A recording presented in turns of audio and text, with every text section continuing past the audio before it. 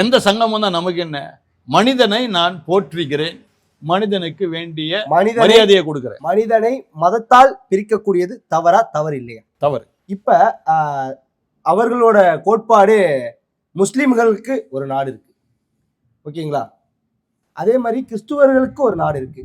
இந்துக்களுக்காக இந்தியாவை நாங்க ஆக்க வேண்டும் தானே, அதுக்கான முயற்சிகளை தானே ஆர்எஸ்எஸ் பண்ணிட்டு இருக்காங்க. அப்படி உங்களுடைய நினைப்பு, உங்களுடைய நினைவு தான் அப்படி. இப்போ எனக்கு கீழே 2300 திருச்சபைகள் இருக்கு. ஒரு ஆர்எஸ்எஸ் ஆளு கூட என் திருச்சபை கிட்ட போய் எதுவும் பண்ணதே இல்லையே, எதிர்ப்பு தெரிவிச்சதே கிடையாது.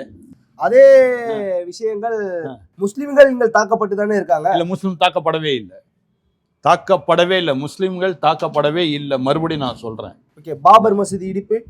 பாபர் மசூதி இடிப்புன்றது சங்க காலத்தில் எடுக்கப்பட்ட அந்த கால சரித்திர காரியங்களை எடுத்து பாபர் மசூதிக்கு இடித்தாலும் பாபர் மசூதி தனியா ஒரு இடமே, அருமையான ஒரு இடத்தை கொடுத்துருக்கிறாங்க.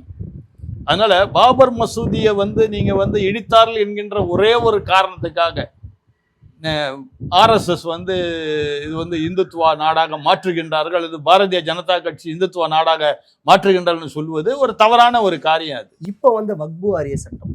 சரி, சொல்லுங்க. வக்பு வாரிய சட்டம் முஸ்லிம்களுக்கு எதிரான ஒரு சட்டம் தானே? நான் என்ன கேட்கிறேன், வக்பு வாரிய சங்கம் எப்போ வந்துச்சு? இப்பதானே வந்துச்சு. வக்பு வாரிய சட்டம் அது இப்பதானே கொண்டு வந்தாங்க. பிரதமர் மோடி அவர்கள் தலைமையிலான வக்பு வாரியம் என்றது யார் அமைச்சது? வக்பு வாரியம் யார் அமைச்சது? முஸ்லிம்களோட சொத்துக்களை பாதுகாக்க. வக்பு வாரியம் என்றது யார் அமைச்சது? எனக்கு தெரியல, நீங்க சொல்லுங்க. இப்போ வக்பு வாரியம் அமைச்சதே முஸ்லிம்கள் தான், காங்கிரஸ் சமயத்துல இல்லையா? அப்ப அதுலயே இப்போ இதுல பிரிச்சது யாரு? இப்போ நீங்க கேட்ட கேள்விக்கு நான் வரேன் பதில். நீங்க என்ன சொன்னீங்க? மதத்தால பிரிக்கிறாங்கன்னு சொன்னீங்க. பிரிச்சது யாரு? காங்கிரஸ் தானே பிரிச்சது, பிஜேபி பிரிக்கலையே. வக்பு வாரியம் என்பதை உருவாக்கினது காங்கிரஸ், பிஜேபி கிடையாது. அந்த வக்பு வாரியமே வேண்டியதில்லைன்னு சொல்றாங்க இப்போ பிஜேபி. நல்லது தானே அது ஒழிக்கிறது நல்லது தானே. நாம ஒரே மனிதர்களாக இருந்துட்டு போவோம், எந்த சமயத்தாரா இருந்தால் என்ன, தவறு இல்லையே. அது சொல்வது தவறு இல்லையே, நல்லது தானே அது.